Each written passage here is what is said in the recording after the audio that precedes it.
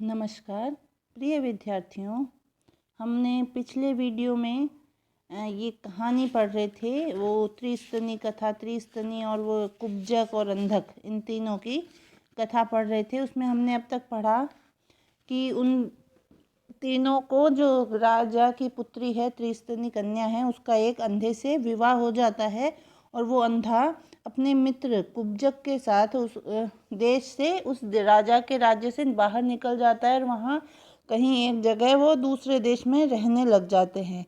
तो उसी क्रम को आगे बढ़ाएंगे कि वहाँ पर जो कन्या है, उसने उस अंधे को एक मारने के लिए काले सर्प के टुकड़ों को छाछ में भिगो के उसको अग्नि पे चढ़ा दिया है और उस अंधे को ही उसको हिलाने के लिए बोला कि उसने, इसलिए वो तैयार करवा रही है कि वो उसको खिला देगी, अंधा है, दिखेगा नहीं, और वह उसको मछली का मांस समझ के खा लेगा, जिससे कि वह मृत्यु को प्राप्त हो जाएगा।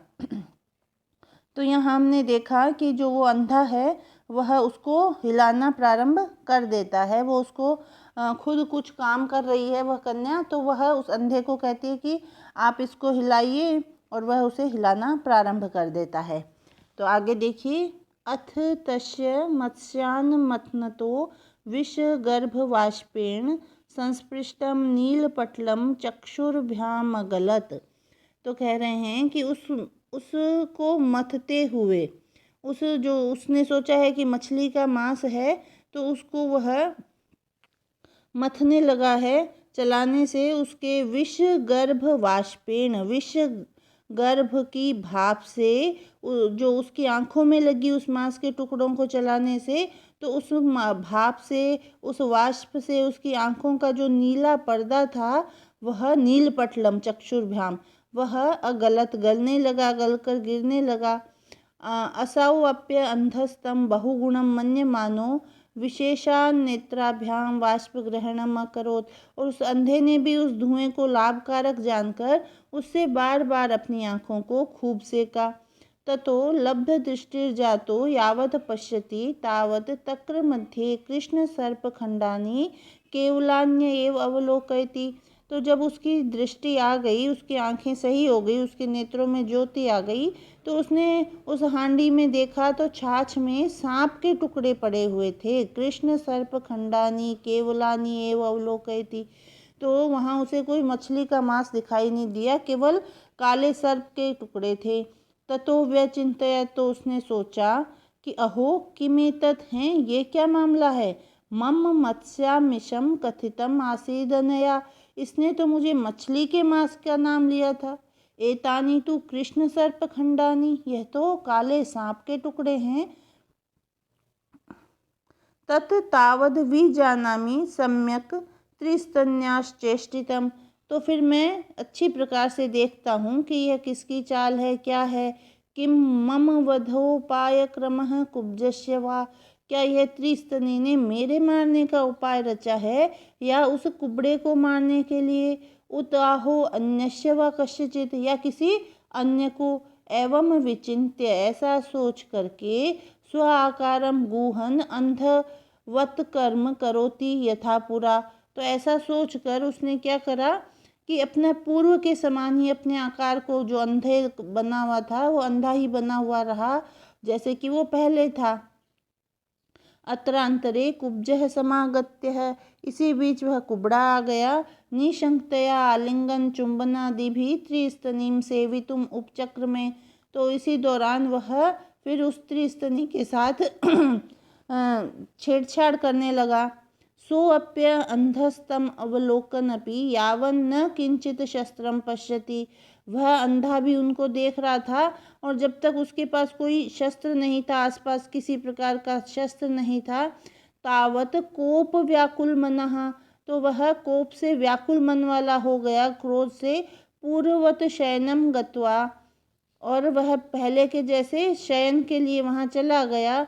और कुब्जम चरणाभ्याम संगृह्य, और जो कुबड़ा था उसको पैरों से पकड़कर, सामर्थ्य स्वम मस्तकोपरि भ्रामयित्वा, और अपनी मस्तक के ऊपर से अपनी सामर्थ्य के अनुसार उसको मस्तक के ऊपर से घुमा करके, भ्रामयित्वा घुमा करके, त्रिस्तनीम हृदये व्यताड़यत, उस त्रिस्तनी के हृदय में जोर से दे मारा।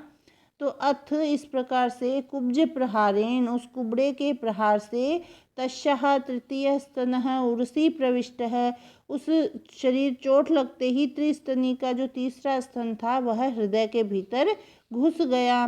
तथा बलान मस्तकोपरि भ्रामणेन कुब्जः प्रांजलताम गतः, और जोर से जो सिर के ऊपर से घुमाने के बाद वह कुबड़ा भी सीधा हो गया। अतो अहम ब्रवीमि, इसलिए मैं कहता हूँ, अंधकः कुब्जकश्चैव इति, इसलिए मैं कहता हूँ जिस प्रकार से अंधा और कुबड़ा भी गलत काम करके भी भाग्य की अनुकूलता के कारण उन्हें अच्छा हुआ उनके साथ, तो वह वो कह रहा है कि भाग्य की अनुकूलता से ही सब अच्छा या बुरा होता है।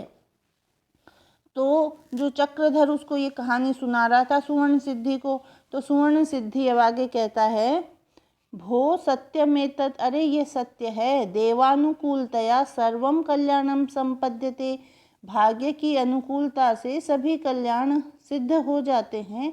तथापि फिर भी पुरुषेण सताम वचनम कार्यम, पुरुषों को सज्जनों के वचनों का पालन करना चाहिए। न पुनरेवमेव, इसी प्रकार से कार्य नहीं करना चाहिए, उनकी बातों का उल्लंघन नहीं करना चाहिए। यो वर्तते, जो उनकी बातों को नहीं मानता है, स त्वमिव विनश्यति, वह तुम्हारे समान ही नष्ट हो जाता है। तथा च, और भी, एकोदरः पृथक ग्रीवा अन्योन्य फल भक्षिणः असंहता विनश्यन्ति भारुंडा इव पक्षिणः। तो कह रहे हैं, तो सुवर्ण सिद्धि कह रहा है कि जो मनुष्य असंहता, मिलकर नहीं चलते, वह विनश्यन्ति नष्ट हो जाते हैं, भारुंडा इव पक्षिणः, जिस प्रकार वे भारंड पक्षियों नष्ट हो गए, भारंड पक्षी उसी प्रकार वे भी जो मिलकर नहीं चलते हैं वह नष्ट हो जाते हैं। एकोदरः पृथक ग्रीवा, अब ये जो पक्षी है भारुंड, उनके बारे में कह रहे हैं कि जो एक पेट वाले थे लेकिन पृथक पृथक गर्दन वाले थे, अन्योन्य फल भक्षिण, एक दूसरे के विपरीत फलों का भक्षण करके वे भी विनाश को प्राप्त हो गए। चक्रधर आह, चक्रधर बोला, कथम एतत्, वह किस प्रकार से है, स अब्रवीत, वह बोला। तो यहाँ पर चक्रधर को जिज्ञासा उत्पन्न हो गई कि ये कौन सी कथा है और किस प्रकार से वे पक्षी नष्ट हो गए। तो यहाँ जो सुवर्ण सिद्धि है वह उसको एकोदर भारुंड कथा, ये कथा सुना रहा है।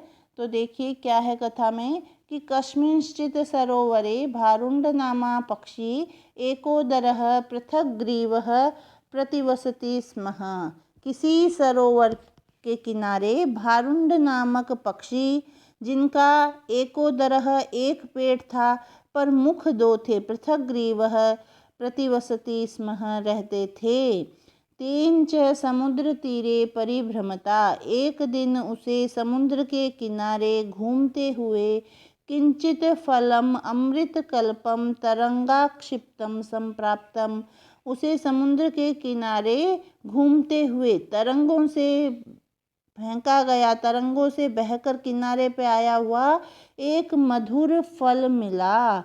सो अपि भक्षयन इदम आह, वह उसको खाते हुए बोला, अहो अरे, बहूनि मया अमृत प्रायाणि समुद्र कल्लोलाहृतानि फलानि भक्षितानि, मेरे द्वारा बहुत से अमृत के समान समुद्र की लहरों के द्वारा फेंके गए फल खाए गए हैं। यानी मैंने आज तक बहुत मीठे मीठे फल खाए हैं, परम अपूर्वो अस्या स्वादः, लेकिन इसका स्वाद तो कुछ अपूर्व ही है, यह तो फल बहुत ही अत्यंत ही मीठा है।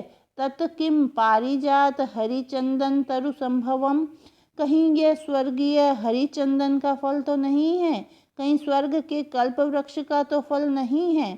किम वा किंचिद अमृतमय फलम अव्यक्तेनापि विधिना आपतितम, और जो मुझे मेरे भाग्य से ही मिल गया है। एवं तस्य ब्रुवतो द्वितीय मुखेन अभिहितम, इस प्रकार से बोलते हुए उसे दूसरे मुख ने कहा। जैसे एक पक्षी है, उसके दो मुख हैं, एक मुख को तो वह फल मिला है और वह उसकी मिठास के बारे में, उसकी मधुरता के बारे में कह रहा है, तो जो दूसरा मुख है वह उससे कह रहा है, भो यद्येवं तन ममापि स्तोकं प्रयच्छ, यदि ऐसा है तो मुझे भी थोड़ा सा दो, येन अहमपि जिह्वा सौख्यम अनुभवामि, जिससे मैं भी जो इस जीव का सुख है उसको मैं भी अनुभव करूं। ततो विहस्य प्रथम वक्त्रेण अभिहितम, तो फिर हंसकर पहला मुख बोला, आवयोस्तावद एकम उदरम, हमारा तो एक ही पेट है, एका तृप्तिश्च भवति, एक साथ ही तृप्ति हो जाती है, यानी एक साथ ही भर जाता है। ततः किम पृथक भक्षितेन, तो फिर अलग से खाने की क्या आवश्यकता है। वरम अनेन शेषेण प्रिया तोष्यते, इसके द्वारा तो मैं अपनी प्रिया को संतुष्ट करूँगा। जो मादा पक्षी है, भारुंडी है, मैं उसको इसका ये फल दूंगा।